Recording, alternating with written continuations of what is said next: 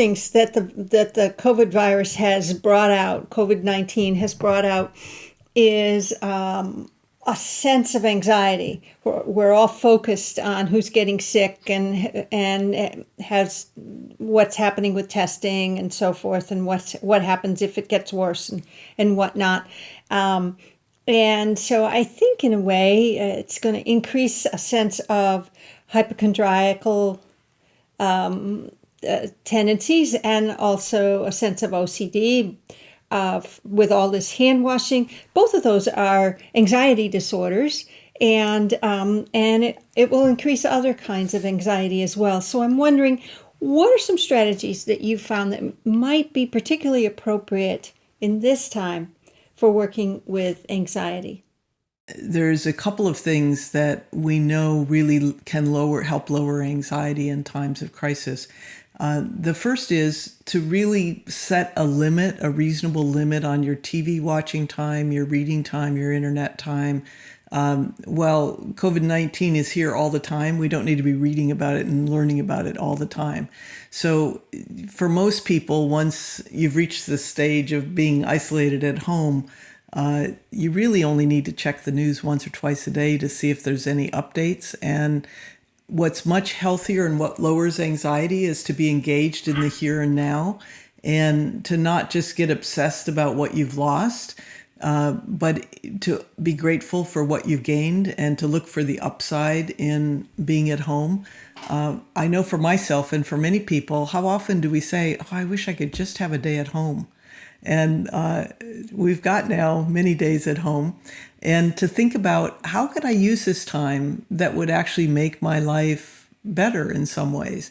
For some people, that might be starting projects or doing some kind of home improvement task that you never have time to do. For other people, it might be spending time with family in different ways than you typically would spend it, rather than driving to and from different tasks and activities. Maybe it's a chance for the family to do some quiet activity together.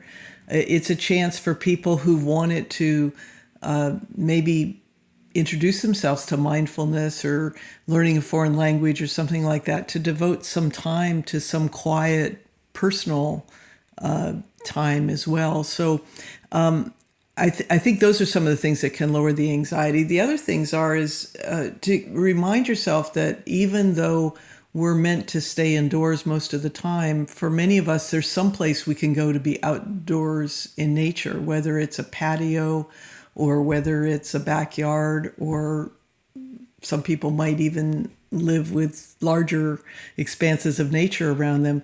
Getting outside and being in nature has very healing effects for people on both depression, anxiety, lots of different moods. So I'm really rededicating myself to spend a portion of every day outside. And if you have to stay indoors, open a window and feel the fresh air and experience nature and sounds and things, and just enjoy being quiet. I was thinking of this from the point of view of the psychotherapist or the healthcare practitioner, how to help their clients or patients with this. And it seems to me that there are several things that we need to keep in balance. One of them is simply acknowledging that this is a scary time for everybody, and that this is a scary time for us as professionals as well, because there's tremendous uncertainty. Most of the time we have this fantasy that we know what the future is going to bring. We have a sense of the structure of our lives, and we have all sorts of things on our calendar, perhaps, that we're planning to do. And all of that is off the table at the moment. We really don't know how this is going to unfold. Experts don't know how it will unfold. And that naturally brings anxiety for all of us. So I think it's important to validate that we are in this with our clients in that sense. One of the dangers, of course, is that we get involved in the sort of seductive, let's share COVID-19 news together. Oh, did you hear what happened here? Did you hear what happened there? Clients bring this up in treatment, and I've already witnessed in myself and in my supervisees, there's this temptation to sort of just go down that path, and going down it to a certain degree to establish a sense of connection and we're all in this together makes sense, but to spend all of our time indulging that is probably not so helpful. helpful. The other thing is that many of us, whether we're physicians or on the medical side or mental health professionals, are viewed by our clients as somewhat expert in health matters. And I think it behooves us to educate ourselves, because sometimes they're really seeking information. And one of the ways to help with anxiety is to help share the information that we have. And, one doesn't need to be a physician to read up on this and to become fairly conversant with what's known, what isn't known, and with safety procedures and the like. So I think we can be helpful in that realm.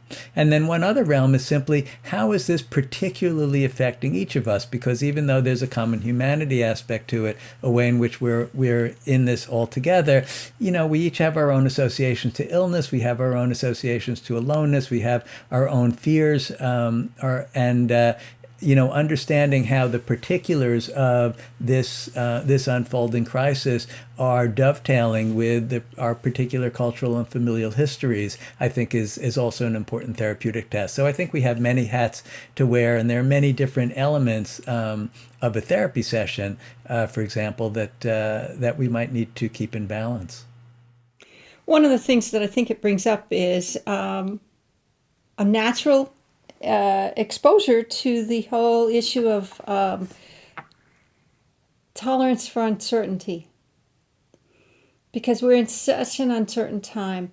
Something like 2008, only in many ways so much worse, because health is involved, and whereas in 2008 it was more our financial health, and but we are in a time of uncertainty. I would add to what Christine said about limiting media exposure.